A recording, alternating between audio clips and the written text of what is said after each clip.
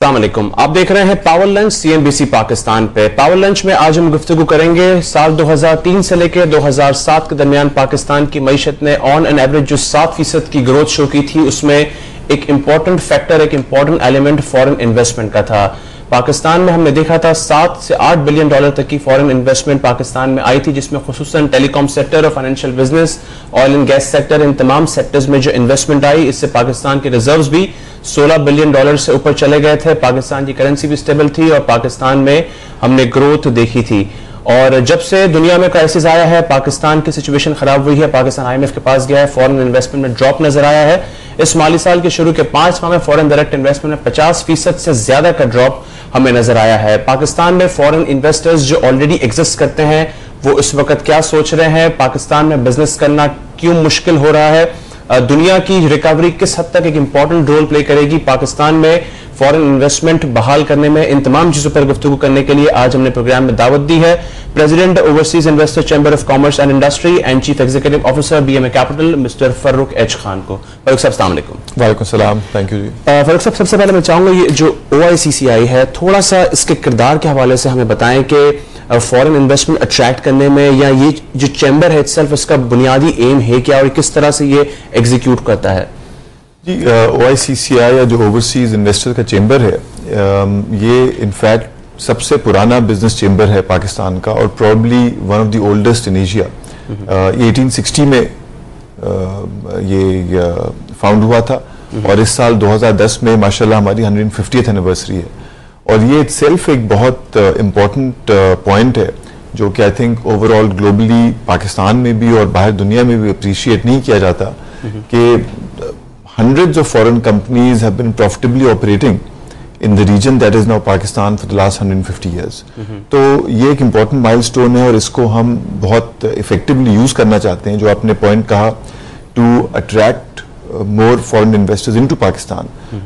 हमारे OICCI के chamber के 2-3 मेजर जो ऑब्जेक्टिव्स हैं, एक तो ऑब्वियसली हम अपने मेंबर्स का इंटरेस्ट लुक आफ्टर करते हैं, उनके बिहाफ पे हम गवर्नमेंट से at the highest level policy making में इंटरेक्ट करते हैं, और दूसरा जो एक और ऑब्जेक्टिव है is to attract foreign investment and other investors to Pakistan.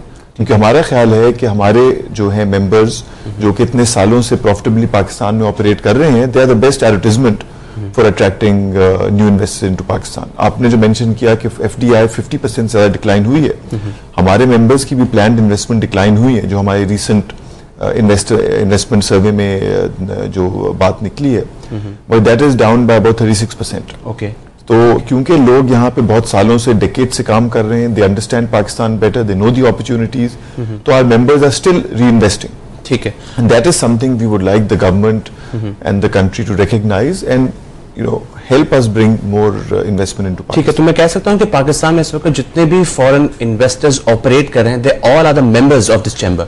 All major foreign investors and companies, हमारे 181 मेंबर्स हैं। ओके, सो सारे जो मेजर हैं फॉरेन कंपनीज और investors operating in Pakistan, they are mostly members of OICCI। ठीक है, और खुसूसन जो पीरियड था 2003 से 2007 का, जब पाकिस्तान की मईशत में ग्रोथ हुई थी, फॉरेन इन्वेस्टमेंट आई थी, क्या आप मुझे बता सकते हैं कि आपके मेंबर्स में इटसेल्फ कितनी ग्रोथ हुई है इन स्पेसिफिकली इन दैट पीरियड? देखिए, मेंबर्स की ग्रोथ दो तरीके से हमारी होती है। एक तो हमारे मेंबर्स का अपना जो है कंपनी साइज या उनकी investments, businesses that they are doing, that increases, तो that doesn't show up in membership numbers, but हमारे membership numbers have been continuously growing.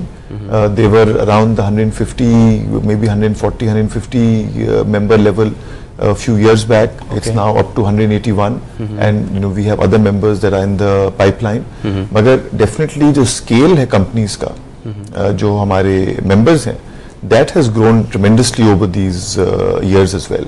I mean, आपको एक idea दूं, जो हमारा total members का जो turnover है, that is equivalent to about 30% of Pakistan's GNP. Okay. और हमारे जो 181 members हैं, ये एक हैरानगी की बात है, and it is also something to think about.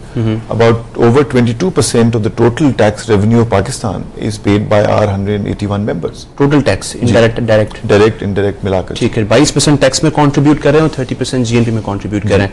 और ओवर द इयर्स हमने कुछ कंट्रीज में देखा था, पाकिस्तान के हवाले से भी कुछ फार्मा कंपनीज के हवाले से सुना गया था कि कुछ MNCs जो है वो चली गई थी, तो क्या ऐसे कुछ मेंबर्स हैं भी जो इस अरसे में जब पाकिस्तान में difficult economic and difficult security situation थी, they have left this country, ऐसी पोजीशन हुई है?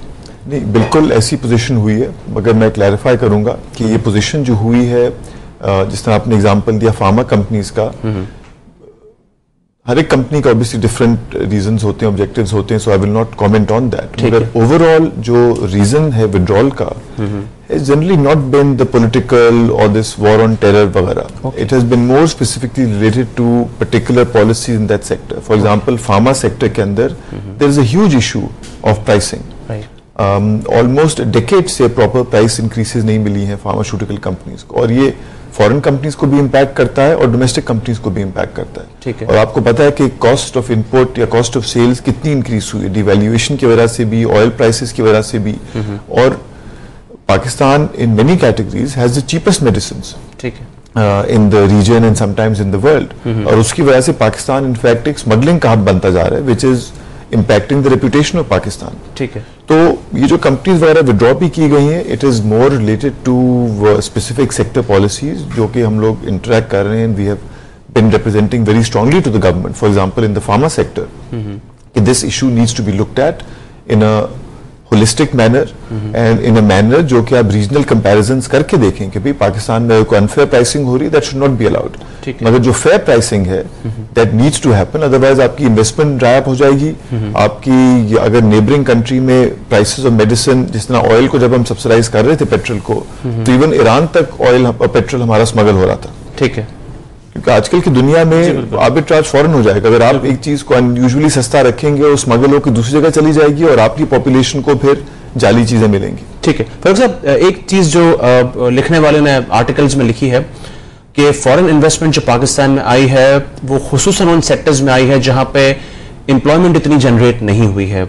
ओवर द इयर्स आपने कहा कि मेंबर्स भी आपके बड़े हैं, थोड़ा सा मुझे बताएंगे कि जीएनपी में तो 30% कंट्रीब्यूट करते हैं, ये over the years employment generation में कितना इंपॉर्टेंट रोल प्ले किया है जो फॉरेन इन्वेस्टर्स आज पाकिस्तान में ऑपरेट कर रहे हैं या खुसूसन इन 8-10 सालों में जो पाकिस्तान में आए हैं? देखिए, मैं आपको बताऊं कि टोटल डायरेक्ट जो है एम्प्लॉयमेंट हमारे मेंबर्स की, वो तकरीबन होएगी 1.5 लाख से ऊपर, ऑलमोस्ट 1.25 लाख के करीब. मगर दैट इज डायरेक्ट. ठीक है. इनडायरेक्ट जो है उसका estimate will go into millions. क्योंकि जो सप्लाई चेन पे इम्पैक्ट होता है, अगर एक कंपनी है, take an example Unilever for example, उनके डायरेक्ट एम्प्लॉयमेंट है, मगर फिर उसकी वजह से सप्लाई चेन जो क्रिएट होती है, जो उनके सप्लायर्स हैं, that has a huge impact on the economy. I mean हमारे members are present in just about every sector of the economy, from auto sector to pharmaceutical to financial services. In fact ज्यादा जो हमारे members की base है वो industry में है, rather than services or trading. So which is why it is even more important, क्योंकि industry is what we do need to encourage. कि जो genuine concerns हैं industrial investors की in Pakistan, that should be understood, and the government generally is proactive. But they need to convert that proactiveness into on the ground changes in policy. ठीक है. साहब, इस चीज पर OICCI ने काम किया है, क्योंकि अगर आपने एक स्ट्रॉन्ग केस बनाना है इस हवाले से, एज यू आर टेलिंग कि जीएनपी में इतना कंट्रीब्यूशन है, टैक्स कलेक्शन में इतना कंट्रीब्यूशन है, एक और एरिया जो मुझे लगता है कि this could be a strong case that can be presented through your chamber. Foreign investment let's assume telecom sector में आती है या बैंकिंग सेक्टर में आती है, उस सेक्टर के डायनामिक्स कितने इंप्रूव हुए, वहां पर ट्रांसपेरेंसी किस हद तक इंप्रूव हुई, वहां पर